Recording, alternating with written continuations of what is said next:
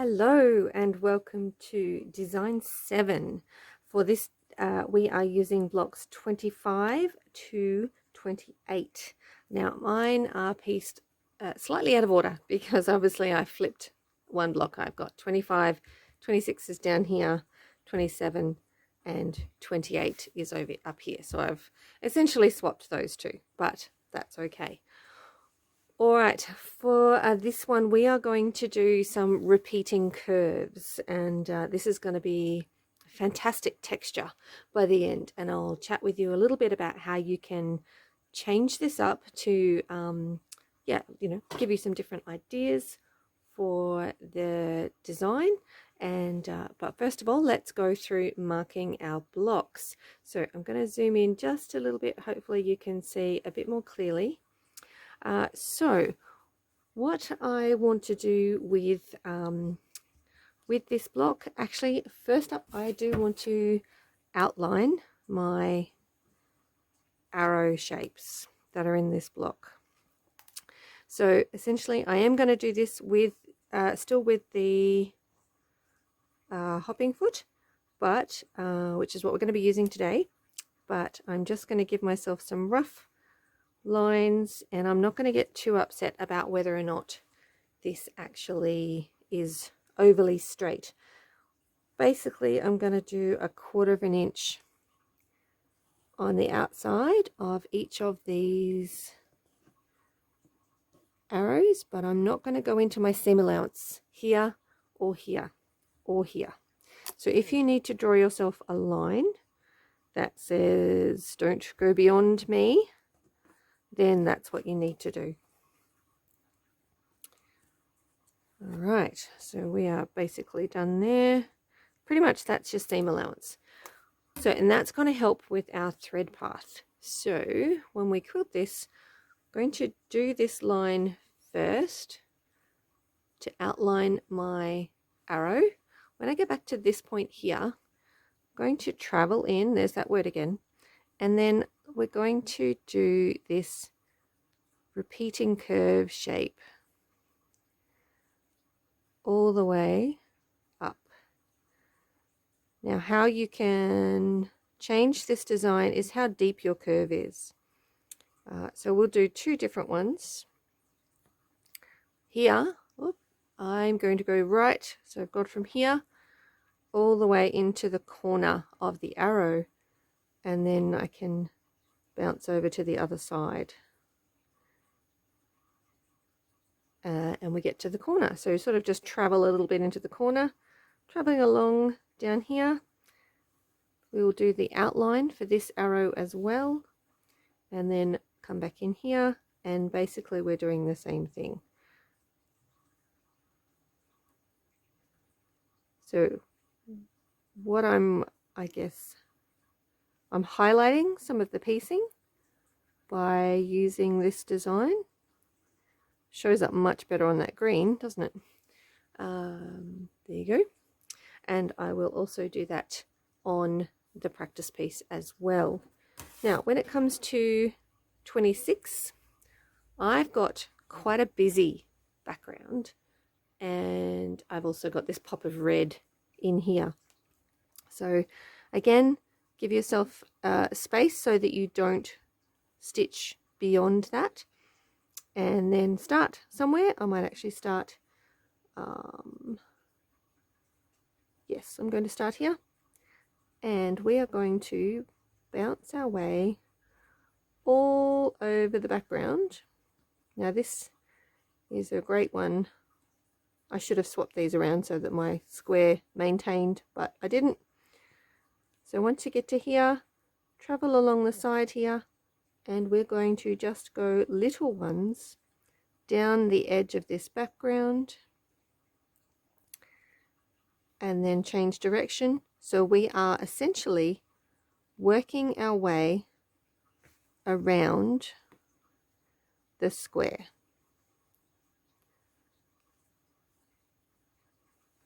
Okay, so that is block 26. I would actually come inside this one as well, so I'm going to switch to the white pen, and I would probably do some, so it's a very similar shape to our continuous curves. We are just repeating it. So let's call it repeating curves. And that will hold down the center of our block. Whether you can see that marking in there. There you go. All right, let's move on to our next block, which is block 27. Now, one of the ideas I'd like to do for this block, so I'm just getting you right in the middle of the screen, I want to repeat these, because if we come back and do, if we start here and we do our repeating curves and travel our way up to the point, from the point we're going to go to a corner and then just keep working. Now you can alternate the corner that you bounce to, or you can keep it the same. And then travel along here to this side. What I want to do in this plain section here is that we're going to add some markings, and let's add in those flying geese. So let's mark in our flying geese. Let's see if we can make this so that you can see it a little bit more.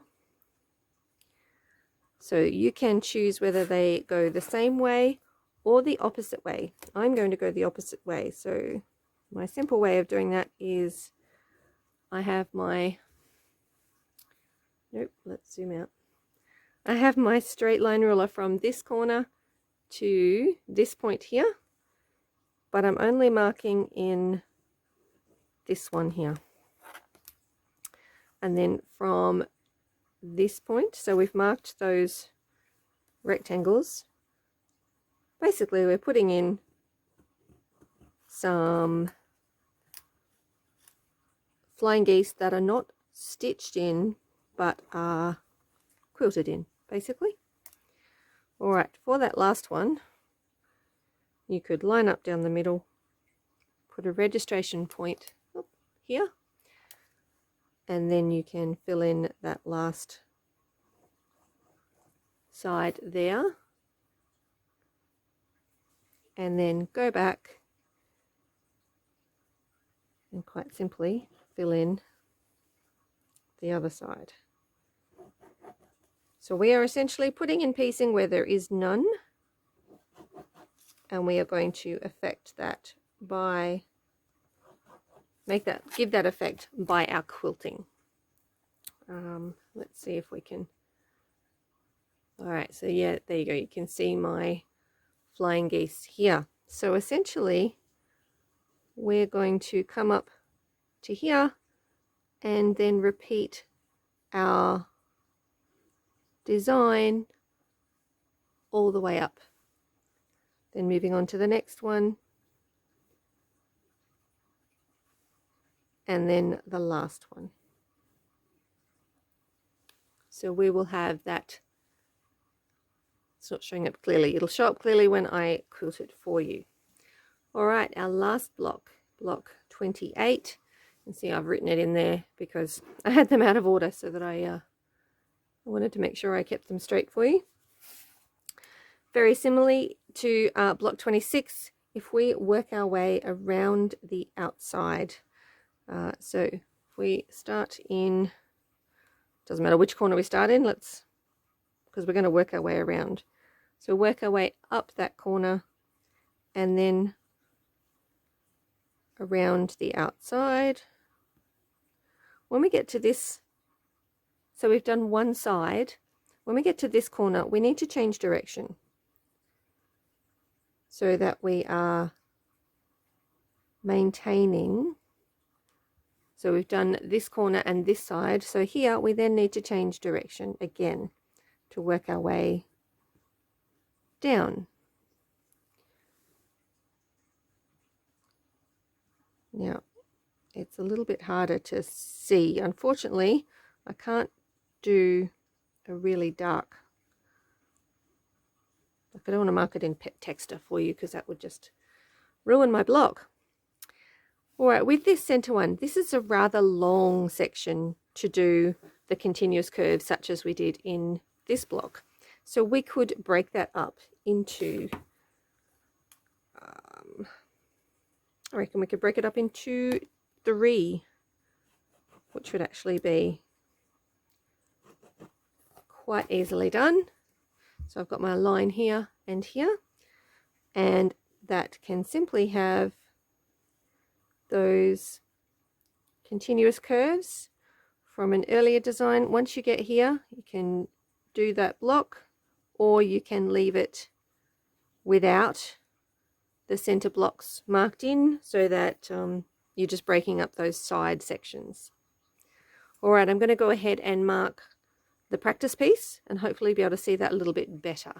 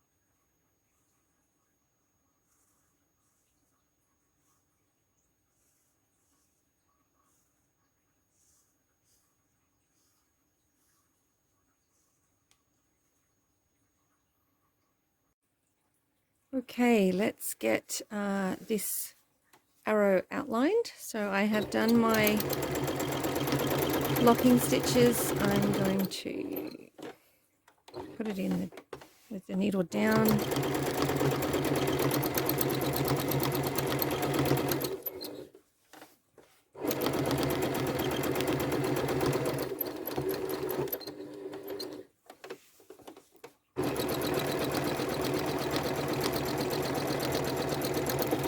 You can learn to quilt in all directions. That's actually quite helpful. Again, when your fingers get a little bit too far away from the needle, then you need to reposition your hands. All right, so here we go.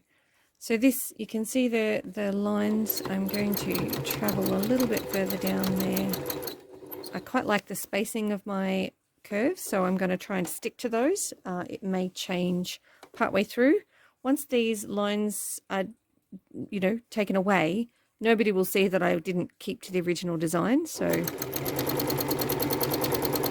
don't get too upset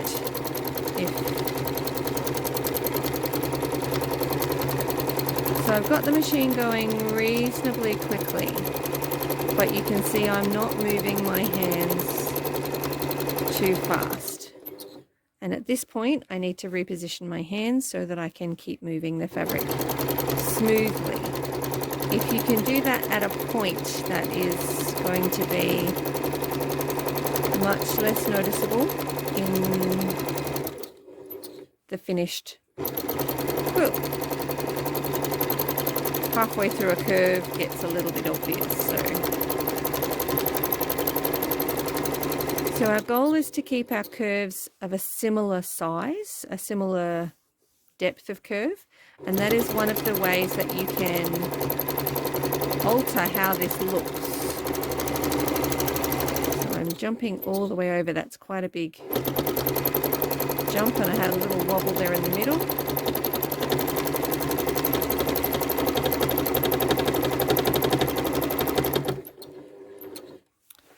All right, that's our first arrow done. That looks pretty good, actually. Keeping in mind that, yeah, this one is in that high contrast thread, which you wouldn't necessarily be doing. Now I'm going to quickly fly through this outline. Now you don't have to do this outline if you don't want to. I just thought it was a nice extra bit of flair for this, because it has such a defined shape to it, this block. So I sort of figured, that was actually quite cool. So I'm not going beyond my seam allowance.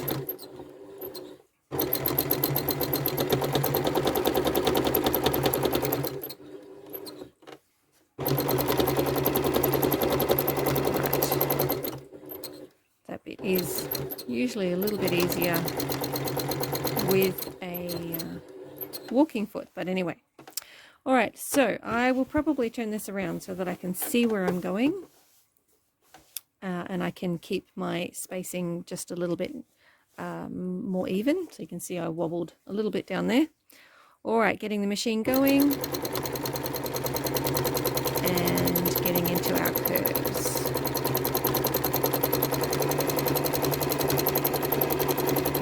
So let's see if I change this up a little bit by having them a little bit closer together maybe.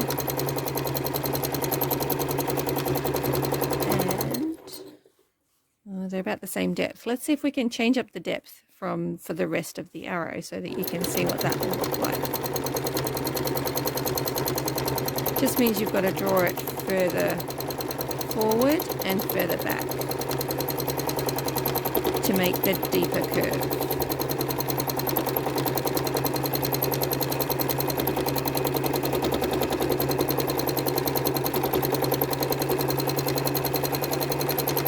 I'm going to head into that point there.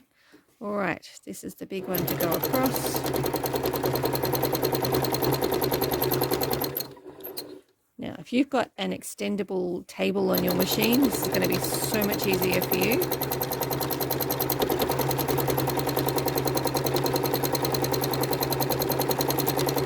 I guess it's a little bit harder to keep the curve going too deep in that larger part of the arrow. So you can see the change from here to here. The curve gets a little bit more pronounced. So that's one way that you can change up your block.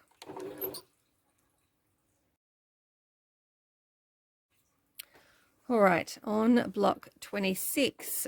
So we've got this quite narrow bit here. So I'm going to,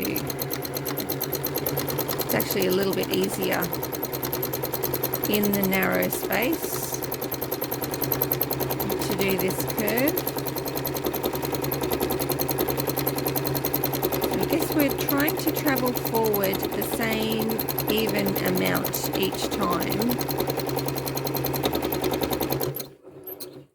And repositioning my hands, travel it to there. All right, I'm going to try and go across without changing direction.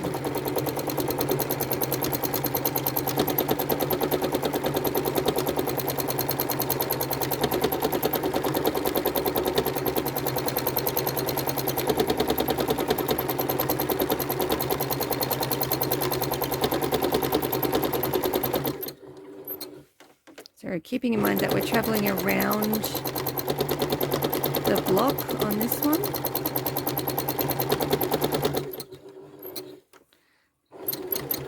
Right, just going to travel up to here.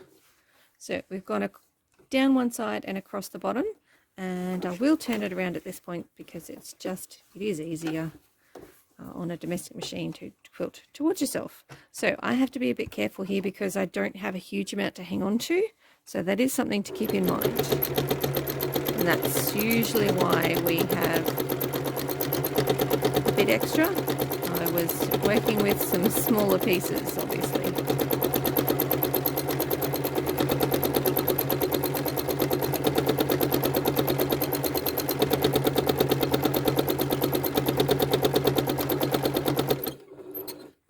All right. And now we're going to go back along the top of the block. So making sure I've got all of my extra fabric out of the way.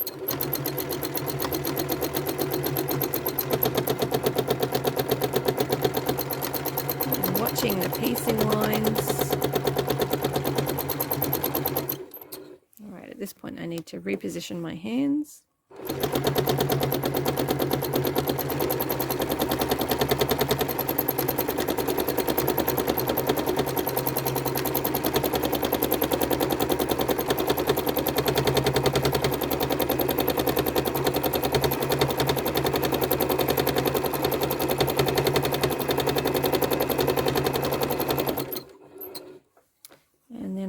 Point I would probably travel back to where I started, do some locking stitches, and then we're not quite done actually. Let's put that down again. Let's travel along that seam line into the middle and do these continuous curves in the middle just to keep that block held down nicely.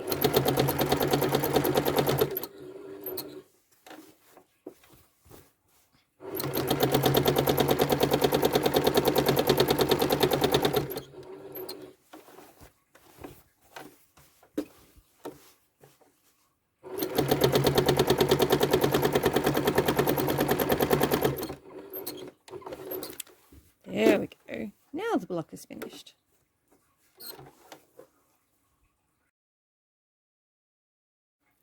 All right, block 27. This is the one with the flying geese. So I'm going to start with the pieced geese, which are on the bottom in mine, and then work my way back. I'm actually going to see if I can do these curves this way. We'll see how that goes. Otherwise, I might have to change it.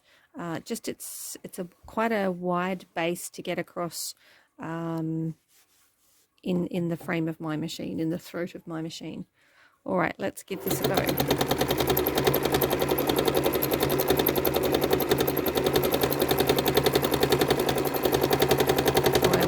for those seam lines so I don't go too far.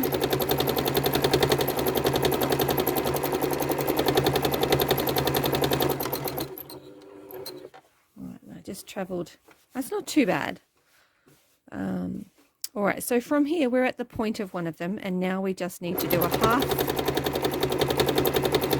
and then all the way across to the other corner.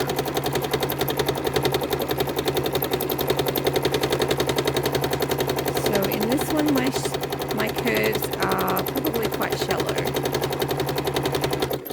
I'm going to stop there and reposition my hands. I'm going to try it and do it sideways and see how we go.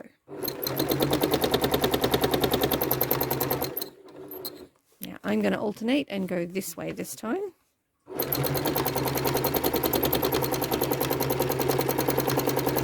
that was terrible. Never mind. Good thing this is the practice piece. Alright, at this point I know I need my machine to go a little bit faster.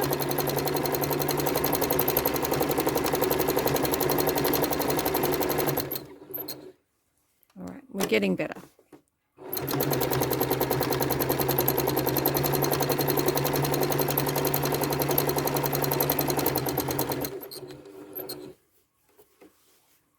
Getting all that extra fabric out of the way is a bit of the problem at the moment. All right.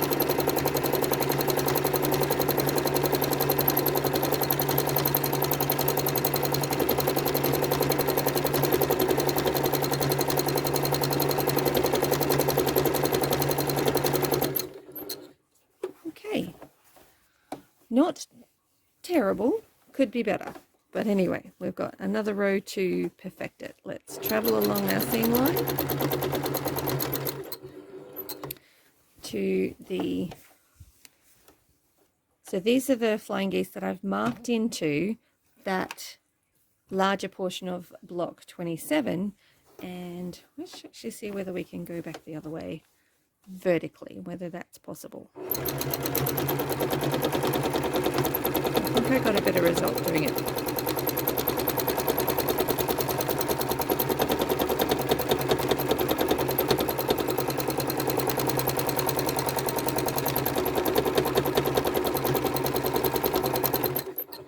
Did. That was a much neater result. Plus we've also had a bit of practice.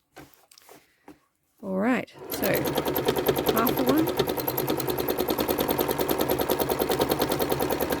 all the way to the corner.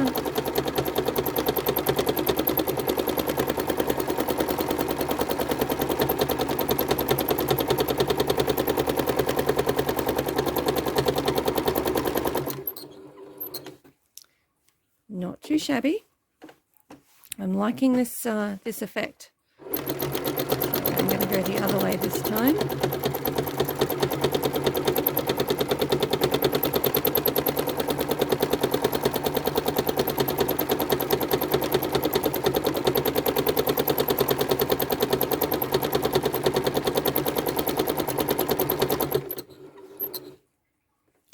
Looking good. All right.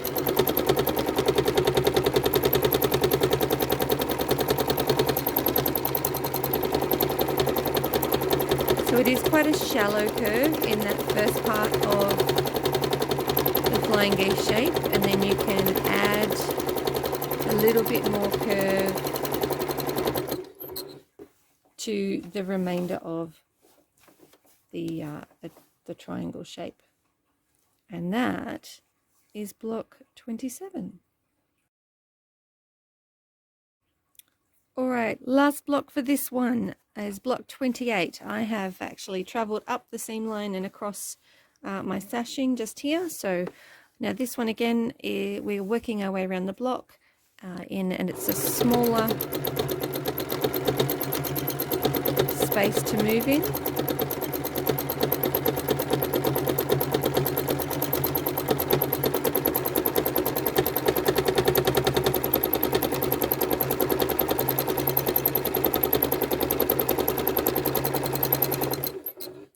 When I get most of the way across, I'm going to change direction. So at each corner, we change direction in our quilting.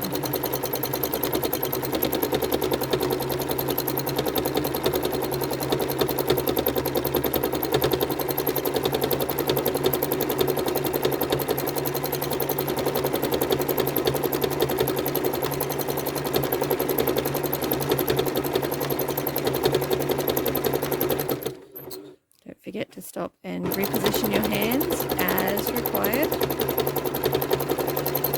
You've got plenty of opportunities to stop with this design, with all those points.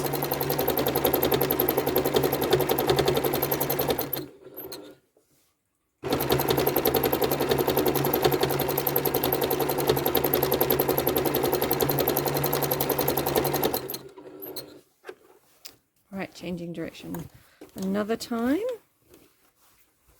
Now, this might seem like a lot of quilting, but if you work on one block at a time, then the problem there is I did not remove my safety pin, which got in the way. So let's try that again. Tuck my thread under my foot if I possibly can. All right.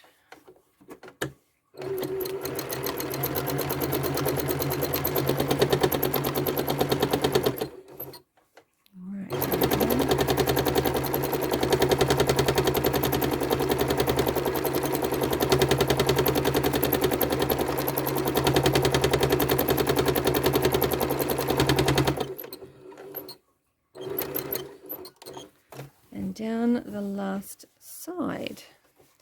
So we'll do these little corner background bits. Just going to make sure, my foot had actually come loose just then. So I was thinking, why is that wobbling? And that will be why. All right.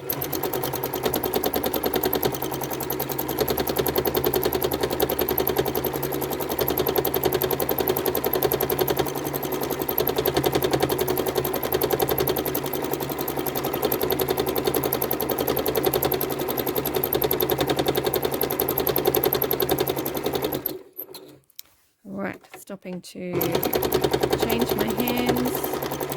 We're almost done with this block. Just going to finish up this side. Oh, I managed to finish in that corner. That worked really well. All right, we're going to do this inside bit. Just some continuous curves.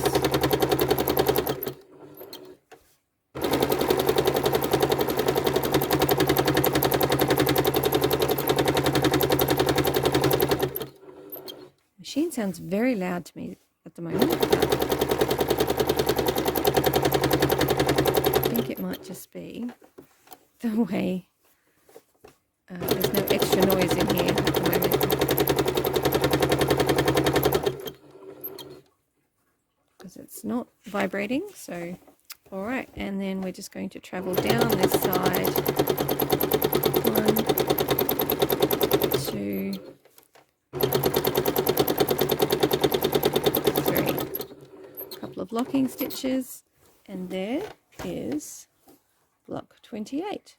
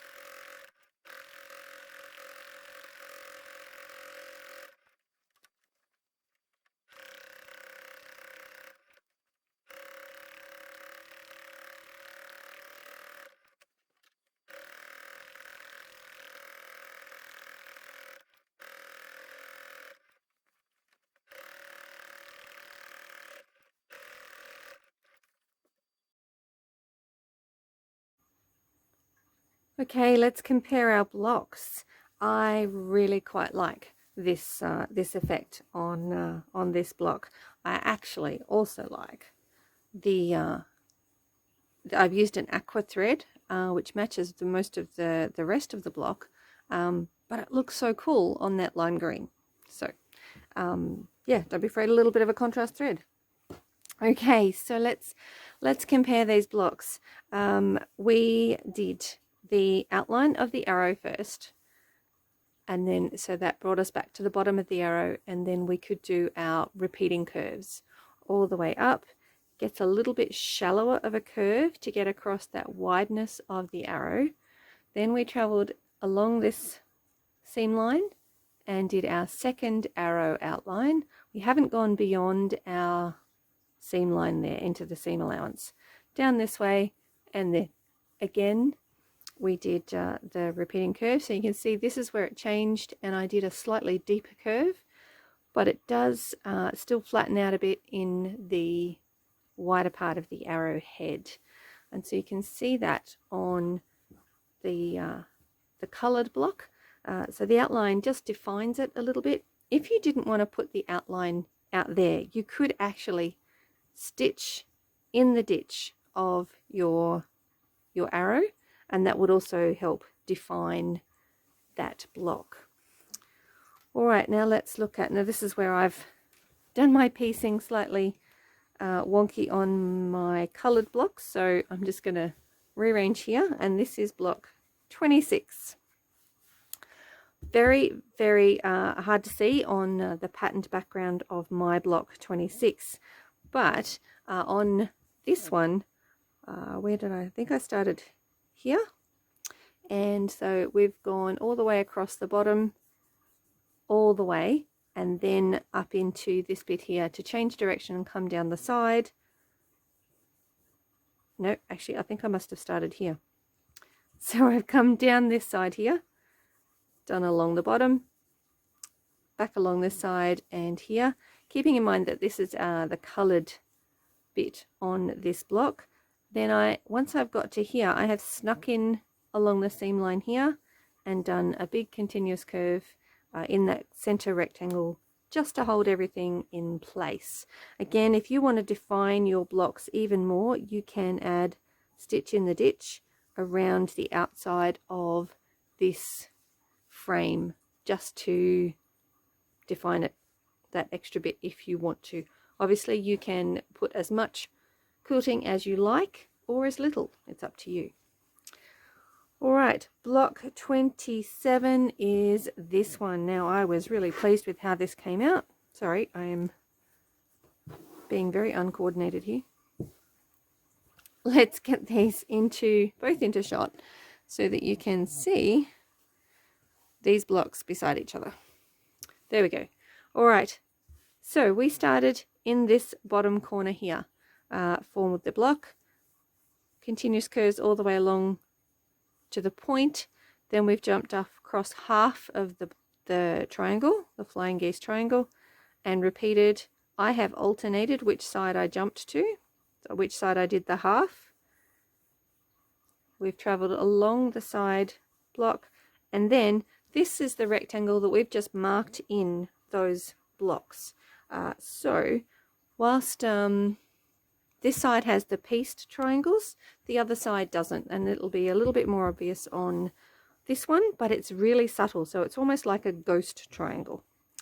All right, so we've traveled along, done a half one, and continued alternating.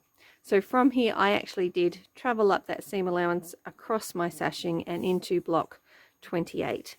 So for the pieced block, I've still got my blue lines there, but I'll show you a picture with all the marking lines gone. But can you see the texture that's in, especially in these?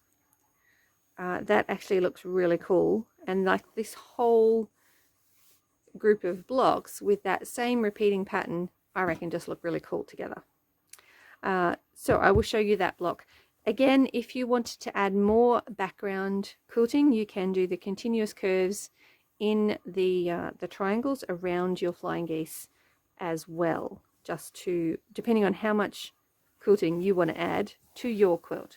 And this is the one of the things, it's your quilt, you can do whatever you like.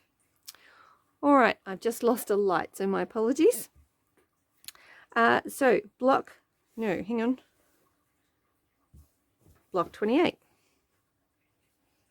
My apologies, we did that one. All right, this is this one. And what I have done was go down all the way down one side, change direction at the corners, and gone across the bottom. I think technically I started here because that's where I snuck across. Changed direction at this corner and kept going till we got to the point somewhere here where I could jump back into the middle. So if I've started here, I've gone around the block, ended up here, and then the center section I divided. So just because you don't have a piecing line doesn't mean you can't divide. And that's what we've done both here and on this block. We have divided those big spaces and broken it down into a smaller section, which makes it easier to quilt. So we've divided that into 3, and we've added 3 squares with continuous curves, which fills the space, holds it down really nicely, and you know, is all of the blocks have a cohesive style of quilting. So if you chose this design to go across your entire quilt, then you've got a really lovely design that fits all of your blocks. I hope you have fun. Enjoy.